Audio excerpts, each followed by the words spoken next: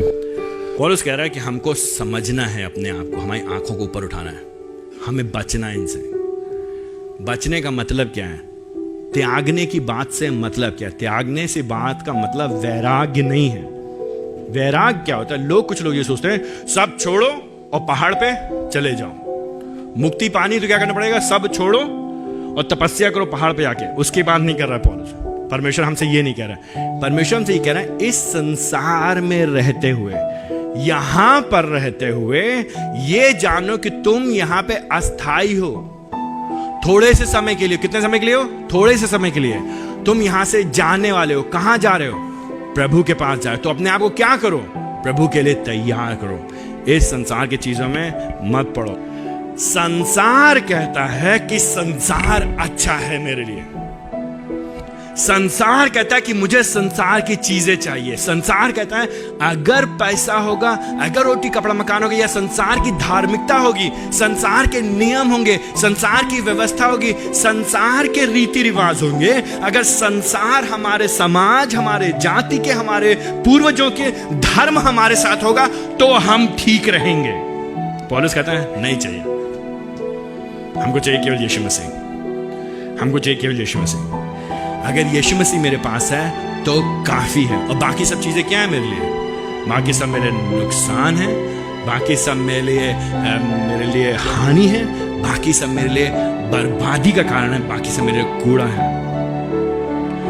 जो 8वें शब्द में, 8वें पद में जो शब्द पौलुस ने इस्तेमाल किया, जिसके कारण मैं दोस्तों की हानि उठाई है और उन्हें मैं कूड़ा समझता हूं, हिंदी की बाइबल में कूड़ा लिखा हुआ है।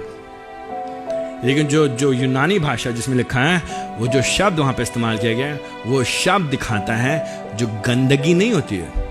कौन सी गंदगी? ये कूड़ा वाला कूड़ा नहीं जो आप अपने घर में डस्टबिन में रखते हैं, कूड़े की टोकरी में गंदगी रहती है। ये वाला कूड़ा है जो टॉयलेट में गंदगी होती है, उसकी बात कर रहा है। ये बात कर रहा है गंदगी की। ये बात कर रहा है बदबूदार गू की। ये कह रहा है गू है मेरे लिए दुनिया। दुनिया मेरे लिए गू है। आप में से कितने लोग हैं जो अपने घर में गू समेट के रखते हैं? छोटा बेटा है मेरा, अभी भी डायपर में रहता है, तो जब गंदगी करता है मेरा बेटा, जब वो कूड़ा करता है, जब वो गू करता है, तो उसका डायपर लेकर के हम लोग लटका नहीं देते अपने अलग में, पंखे पे, दरवाजे के ऊपर, बिस्तर के अंदर। हम लोग क्या करते हैं? जल्दी से लपेटा उसको न्यूज़पेपर में और पन्नी में रखा, जाके बाहर फेंक करके आएंगे जितनी जल्दी। हमारे लिए क्या, उसकी क्या कीमत है? उसकी क्या? मेरे बच्चे, मेरा खुद का बेटा, मेरा खून, उससे मैं प्रेम करता हूं, उसके लिए मैं जान देने को तैयार हूं। वो मेरा प्रिय बेटा, मेरा सबसे छोटा, उससे मैं बहुत प्यार करता हूं। लेकिन उसका गू मेरे लिए क्या है? उसका गू मेरे लिए कुछ नहीं है, बेकार है। जितनी जल्दी हटाओ, उसके लिए मैं अपनी जान नहीं दूंगा। हम और आप क्या कर रहे हैं? हम और आप क्या कर रहे हैं? गू बटोर रहे हैं।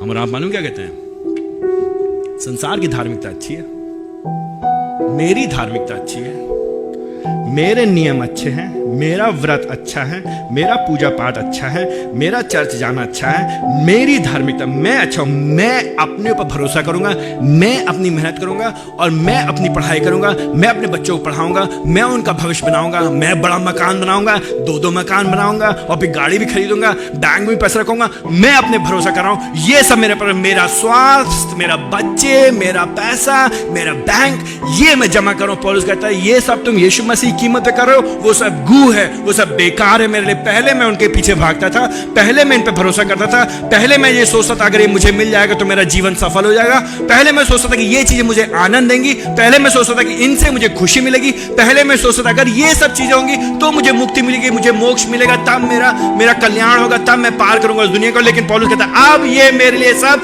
बेकार है, हानि की चीजें। मैंने कर लिया हिसाब किताब, मैंने देख लिया मुनाफा किसमें है, मैंने देख लिया फायदा किसमें है? फायदा मेरा इसमें है, मुनाफा मेरा इसमें है कि मैं यीशु मसीह के साथ रहूं, क्योंकि अगर मैं यीशु मसीह के साथ रहूंगा तो मैं मर भी जाऊंगा, मरूंगा नहीं, हमेशा हमेशा के लिए प्रभु के साथ रहूंगा। अनंत काल तक मेरा पुनरुत्थान होगा, मरने के बाद मैं जीऊंगा, हमेशा हमेशा तक उसके साथ रहूंगा। इससे बढ़िया मौका और कोई नहीं है, इससे ज्यादा अच्छा फायदे की चीज कोई नहीं है। मेरे लिए सिर्फ एक ही फायदा, एक ही फायदा, एक ही नफा, एक ही मुनाफा, एक ही चीज मेरे दिमाग में चलती कि मैं मर भी जाऊं, मैं मरूंगा नहीं, मैं प्रभु के साथ रहूंगा हमेशा हमेशा के लिए। आपके दिमाग में क्या चलता है? आपके दिमाग में चलता है, आप कैसे हिसाब लगाते हैं फायदे का, नुकसान का? लोग कहेंगे अरे फायदा क्या होता है यीशु मसीह पे चलने, चर्च जाते पैसा मिले होंगे, 2.5 लाख रुपए मिलेंगे, 10 लाख रुपए। अरे बेवकूफों, अरे मूर्खों, पैसे के अलावा कुछ और सूझता है तुम लोग को? मक्कार हैं वो लोग। ऐसे लोग के लिए पौलुस कहता है वो कुत्तों के समान है, कुकर्मी। उनको सिर्फ क्या सोचता है? पैसा। पैसे के लिए हम चर्च जाते हैं, पैसा हमको स्वर्ग लेके जाएगा, मरने के बाद पैसा लेके जाएंगे। कौन ले जाएगा पैसा? कौन ले जाएगा पैसा आपके साथ? मरने के बाद अपनी जाति लेके जाएंगे, आप जाति का सर्टिफिकेट लेके? कौन ले जाएगा अपना पैसा? कौन लेके जाएगा अपनी जाति? कौन लेके जाएगा अपने धर्म के कान? कौन लेके जाएगा अपना तीर्थ? कौन लेके जाएगा अपना पूजा पाठ? कौन लेके जाएगा अपना चर्च ले? मरने के बाद काम आएगा तो सिर्फ एक जन, प्रभु यीशु मसीह। सिर्फ एक जन, यीशु मसीह। मरने के बाद आपके रिश्तेदार काम नहीं आएंगे। मरने के बाद आपके रिश्तेदार काम नहीं आएंगे, आपकी जाति, आपके पट्टेदार, आपके पड़ोसी काम नहीं आएंगे। मरने के बाद काम आएगा सिर्फ यीशु मसीह। इसीलिए पौलुस कहता है बाकी सब चीजें तुच्छ हैं, बाकी सब चीजें हानि की हैं, बाकी सब नुकसान है, बाकी सब कूड़ा है, बाकी सब गू है। मैं सिर्फ चाहता हूं 8वें पद में कि मैं मसीह को प्राप्त करूं, 9वें पद में मैं मसीह में पाया जाऊं, चाहे मुझे कोई भी कीमत चुकानी पड़ जाए।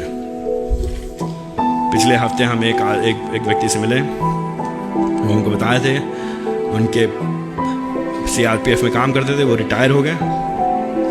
उन्होंने प्रभु को पाया, उनके बच्चे, उनके पत्नी उनके पीछे पड़ गए। उनके पास काफी जायदाद थी। उनके घर वालों ने उनसे कहा तुम यीशु मसीह के पीछे चलने लगे हो, अब हमारा तुमसे कोई वास्ता नहीं, हमको जमीन दो, हमें घर बार दो। उन्होंने कहा ठीक है, ले लो जमीन, ले लो घर, लेकिन यीशु मसीह को नहीं छोड़ूंगा। उस आदमी ने अपने घर दे दिया, अपनी जमीन दे दी, अपनी खेती दे दिया, उसके घर वालों ने उसको निकाल दिया। उसने मुंह से एक बार उफ भी नहीं बोला।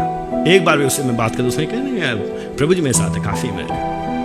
प्रभु जी घर मिले ये ना मिले, मकान मिले ये ना मिले, जमीन मिले ये ना मिले, पत्नी मिले ये ना मिले, बच्चे मिले ये ना मिले, मिले तो मुझे सिर्फ यीशु मसीह, मैं यीशु को प्राप्त कर सकूं और यीशु में पाया जाऊं। आप सोचते हैं इस तरह से?